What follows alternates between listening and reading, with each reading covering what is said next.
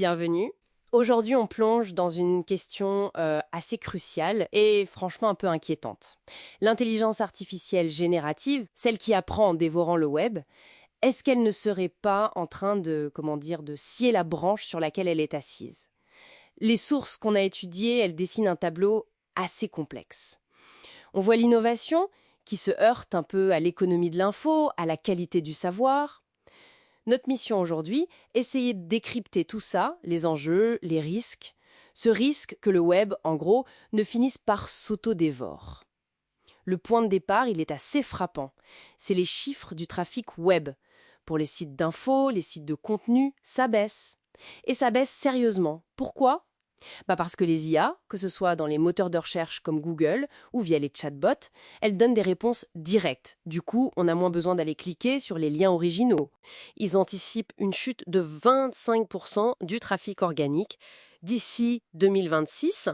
Et SimilarWeb, eux, ils ont vu les requêtes zéro-clic. Vous savez, quand on trouve la réponse directe sur Google, eh bien, ça a bondi de 56% à 69% en un an à peine. C'est énorme. Oui, et cette baisse de clics, ça se traduit directement. C'est une baisse de revenus pour les créateurs.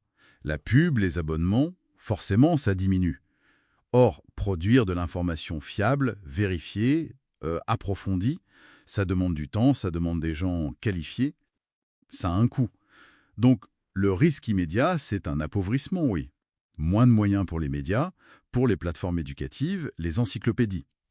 Et donc, potentiellement, une baisse de la qualité de ce qu'on trouve en ligne. C'est logique, oui. Et face à cette pression économique, j'imagine que la tentation est grande d'utiliser l'IA elle-même pour créer du contenu à moindre coût. On voit déjà des exemples, non? Bloomberg avec son IA Cyborg pour la finance, Associated Press aussi pour le sport, la finance. Même Le Monde, je crois, expérimente ou utilise l'IA Sonar pour aider les journalistes. Mais est-ce que c'est vraiment une solution ou est-ce que ça fait partie du problème? C'est là que ça devient compliqué, absolument. Parce que le risque si l'IA génère du contenu sans une supervision humaine vraiment sérieuse, c'est qu'on se retrouve avec une prolifération de contenu de qualité médiocre, voire carrément trompeur. NewsGuard, qui surveille justement la fiabilité des sites d'info, a documenté une explosion. C'est assez parlant. Ils sont passés de 49 sites d'actu non fiables générés par IA en avril 2023 à plus de 1200 en novembre 2024. Ça pose un vrai problème d'originalité, de fiabilité, et puis un risque d'homogénéisation de l'info si tout le monde se met à recycler un peu les mêmes choses générées par IA. Et on touche au cœur du problème, là, non? Si le web se remplit de ces contenus IA, dont la qualité est incertaine, qu'est-ce que les futurs IA vont bien pouvoir apprendre? Exactement. C'est le concept qu'on appelle l'effondrement du modèle, le model collapse en anglais. Imaginez faire une photocopie d'une photocopie, puis encore une autre. Oui, l'image devient de plus en plus floue. Voilà, les défauts s'accumulent. Mais pour une IA, c'est un peu pareil. Si on l'entraîne sur des données qui ont déjà été générées par une autre IA ou sur un web qui est dégradé, ses performances finissent par baisser. Elle peut même oublier certaines informations ou amplifier des biais existants. Il y a une étude dans Nature, en 2023, qui a modélisé ça. Elle montre bien que si la part de données synthétiques devient trop importante dans l'entraînement, eh bien la qualité s'effondre. D'accord. Ce qui nous amène à cette idée de peak data, le pic de données. Des gens comme Elon Musk ou Ilya Sutskever en parlent.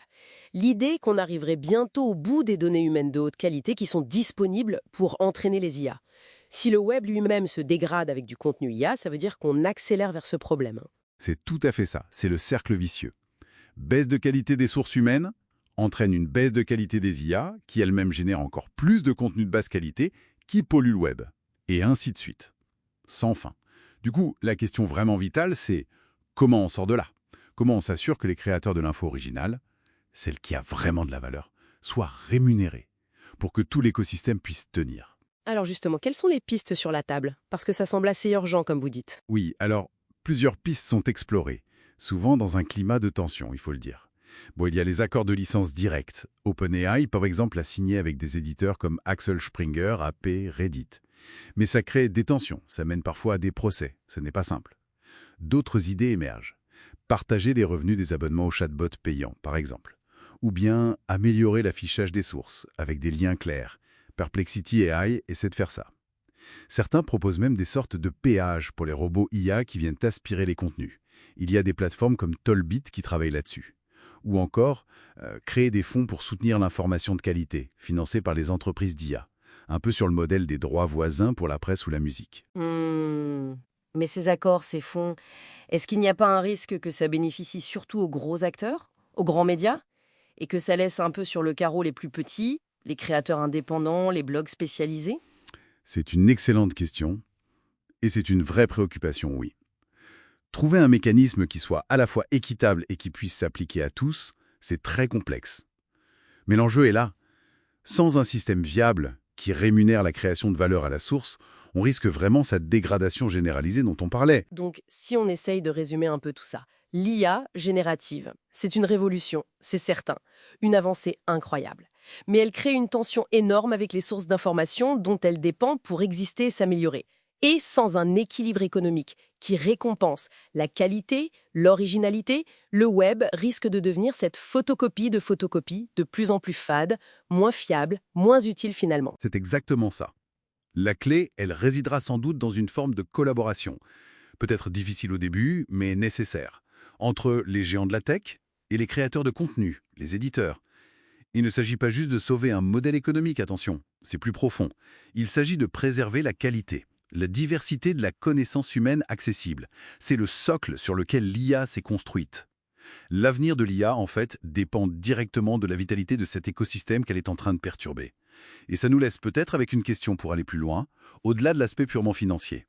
Comment notre propre rapport à l'information, à sa valeur, à ce qu'on considère comme vrai ou original, comment tout ça va devoir évoluer ou pourrait évoluer maintenant que la frontière entre ce qui est créé par un humain et ce qui est généré par une machine devient de plus en plus floue. C'est une réflexion, je pense, essentielle pour la suite.